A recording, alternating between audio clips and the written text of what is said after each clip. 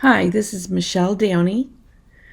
I'm a licensed marriage, family, child therapist and a licensed marriage, family therapist.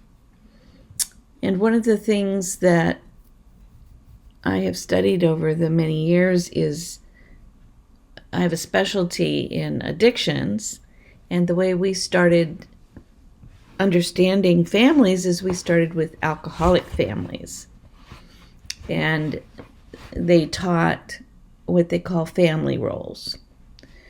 And this lecture was originally for people who were in a work or a school setting or supervisory capacity to help them understand some of the people they worked with. Because if you understand some of these roles, there are things you yourself can do to help the people you're trying to help or supervise.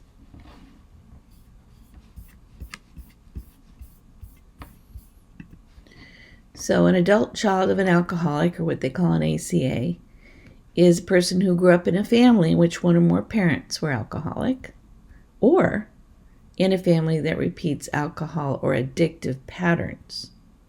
Adult children may not be addicts themselves as adults, although they can be, and they carry a unique set of emotional problems and specific personality disorders that affect their lives.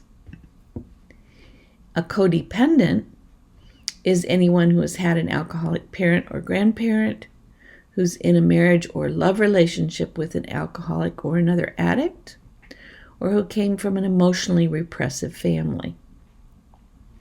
Codependency is over 96% of our population in the United States. 15% is the low estimate of the US ACA population. Addiction is the norm for our society. These are what we call the survival roles. Now, there are different kinds of families. There's families where alcoholics and drug addicts are the parents, but there's other kinds of addictions. There's gambling, there's work addictions, overeating. There's sex addicts who are emotionally removed. They have secrets and psychiatric problems. So families that also have mental health problems, psychiatric problems. But the rules in all of these dysfunctional families are unspoken, of course, these rules. Don't talk, don't trust, don't feel. Now, needs of any healthy family is communication, nurturing, emotional support, respect, consistency, trust, attention, and a sense of self-worth, which, of course, does not happen in the families that I described, the dysfunctional families. So when there is a lack of these needs, the needs of the family, painful feelings emerge. Any of the above family types block the ability for the family to process their painful feelings. So the three rules above lock the family members, into what we call rigid rules. So the first thing as we studied families, and again, alcoholic was the first dysfunctional family we used as an example of understanding all dysfunctional families. The father, let's say, is chemically dependent. So again, the unspoken rules are don't talk, don't trust, don't feel. On the outside, he appears withdrawn, maybe angry, maybe a poor appearance, rigid, perfectionistic, a lot of self-pity. Maybe through humor, he's a workaholic and he's manipulative. But on the inside, he has low self-esteem, he's got pain and fear, he's guilty, he's lonely, he's angry, and he's hurt, and he's shamed, and he feels inadequate. Defenses keep yourself and others away from inside feelings. So he does not experience these feelings because he's got thick defense mechanisms. And one of the things we say is when we're dealing with alcoholics or addicts, they have extraordinarily thick defense mechanisms. All human beings have defense mechanisms, which basically keep us from seeing what we believe is intolerable reality. But with addicts, their ability to see reality is blocked because of their overly developed and extra thick defense mechanisms. They are truly sincerely deluded. Now, if we continue, we see, and we'll just give an example, the mother who's a codependent chief enabler, co-alcoholic. On the outside, she appears depressed, moralistic, self-righteous, controlling, rigid, super responsible. Maybe she lies, she covers up, maybe she's a martyr, perfectionistic, maybe she makes excuses, she's very strong, there's no in between, or she's very fragile. She justifies things and she smooths everything over. So those are characteristics of the mother in this family. Whereas on the inside, she's got low self-esteem. She's hurt, she's guilty, she's inadequate, she's angry, lonely, fearful, ashamed, trapped, and tired. So the children each take their roles. And again, every family has these type of roles. But in dysfunctional, especially in alcoholic addict families, these roles are rigid. They're stuck in these roles, and they have to have help to get out of these roles. So the family, usually the oldest child, is the hero, provides self-worth to the family. The family can say symbolically, our family is fine. Look at this daughter who's making straight A's. On the outside, they look good. They're caretakers. They're people pleasers. They're overachievers. They're intolerant of themselves and others. They have high expectations. They mature early.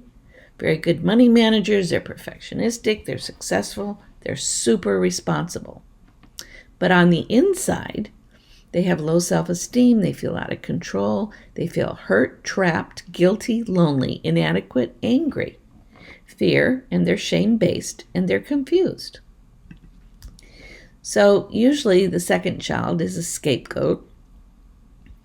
And the role of the scapegoat is they take the focus off of the problems by distraction. And it's almost as if the family says, well, if it wouldn't be for Johnny, who always end up in juvenile hall, our family would be fine. It's all Johnny's fault. On the outside, by the way, this child is a chemically dependent person in training. Sometimes they sexually act out. They may be the girl that gets pregnant. They lie, they steal, antisocial, they're self-centered, self-destructive, hostile, usually have bad grades, truant, more prone to suicide, they're very rebellious, and they have poor social skills. On the inside, again, these are the feelings they're not able to express or deal with. They feel guilty, inadequate, hurt, low self-esteem, shame, because of course that's the legacy of ACA families, is the shame, anger, fear, lonely, and a lot of rejection. The third child is what we call the lost child. Their role is relief to the family. The whole family says, look how quiet this child is. Why can't everybody be like this child? Our family's fine. So on the outside, they appear super independent. They're quiet. They're loners. They have few friends, little interactions. They watch TV a lot or on the internet a lot. Difficulty with their own sexuality, materialistic. Maybe have a lot of accidents. They hide out. They're in their own world. Poor judgment, avoids, and a lot of fantasies. This is the quiet child in the classroom. The teachers sometimes have a hard time even remembering their name.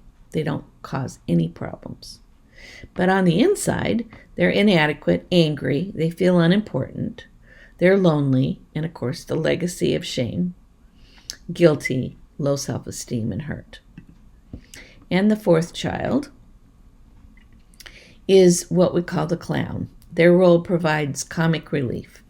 And it's as if the whole family says, there's nothing wrong here, everything's funny, we can laugh it away. A lot of our very famous comics come from alcoholic addict backgrounds, and that was the role that they survived in their home, and that's what they go on to doing for their life and make money. And a lot of them end up addicted or suicide or die young because of poor self-care.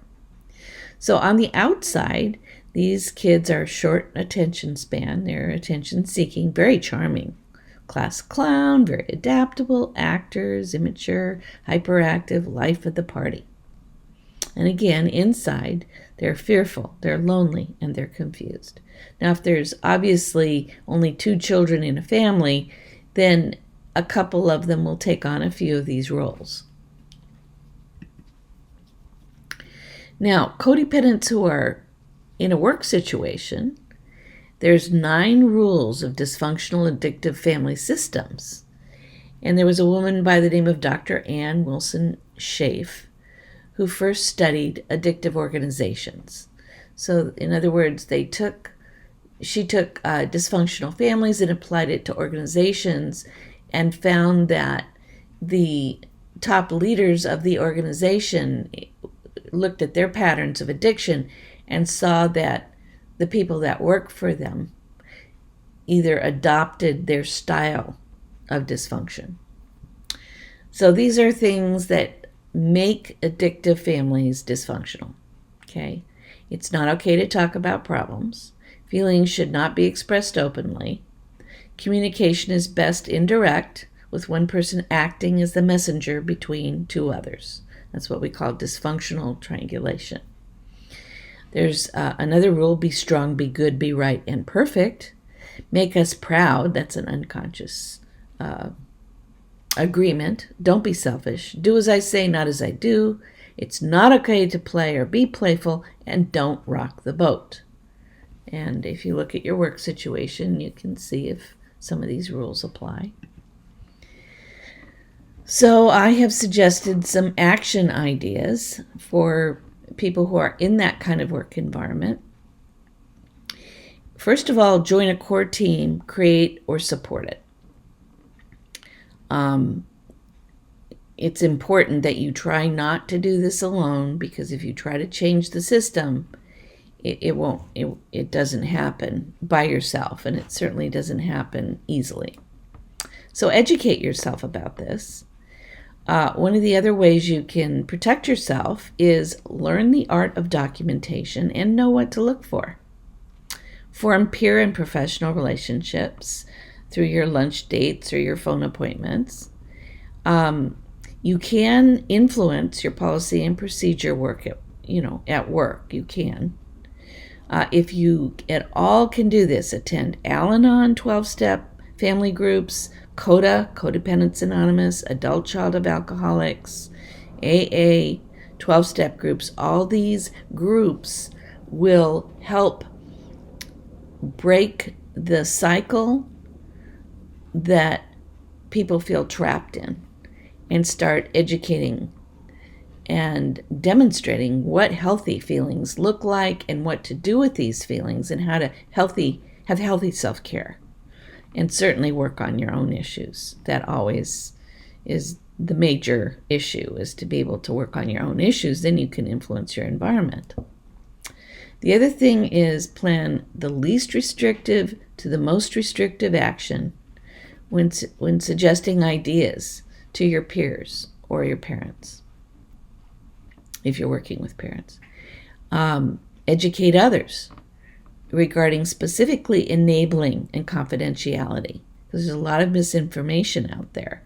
And of course, people who are codependents have difficulty with boundaries. Educate and learn about your resources in the community. That will help. If you form a team of peers, which of course helps you socially and emotionally, but very important to learn about detachment. That does not mean disengagement. And self-care while taking responsible action and doing the footwork. So it's going to have to be some work if you're going to continue in a work environment that might be dysfunctional. The other thing is, and this is taken from the Al-Anon program, plan the plan, but not the outcome. We can't control people, places, things, and situations.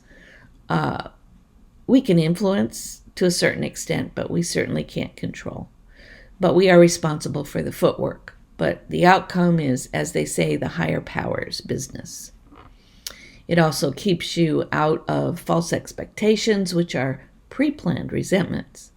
Know your limitations. That's very difficult for a lot of people based on those rules that we discussed. Ask for help from the appropriate people. Admit to being human, but have a place to dump for you. There's got to be someone that you understands you and is safe. And again, those 12-step meetings are a great place. And getting a sponsor. Remember, I can't do it alone, but together we can. Be aware that others have issues too that may influence their action or non-action. And learn tolerance and patience, which is difficult at best. Network beyond your school system and personally develop professional contacts and contracts. Form a group for you. Learn to play, take breaks, have fun, make mistakes, and get that support system. And get a higher power and use this higher power. That's one of the whole reasons for the 12-step programs is they get a higher power with which they can do business with. And again, it doesn't need to be a religious higher power, but it has to be something other than yourself. And a lot of people use the wisdom of the group. So, recovery, and this is from Dr. Ann Wilson Schaaf, who studied the different kinds of addictions. Leadership is first and foremost a model of self-responsibility. So if you're going to be a leader, it's important you understand that. And it's holographic. It has characteristics of healthy organizations and developments that take place inside individuals. Leadership emanates from individuals to groups to systems, and back from systems to groups to individual. So become a beacon to others in the industry and society, and become responsive to the society in which it exists. Very important if you want to take any action to influence what you see might be not going right. Because we can recover our ethical and spiritual base. But there has to be a way to do that. And of course, take care of yourself first, learn about yourself first, and there's a lot of hope. So with that, I will conclude this brief lecture. Please feel free to call me at 760-207-1067 or go to my website at www.micheledowney.com. Get a free ebook, free audiobooks on this topic. And again, visit my website.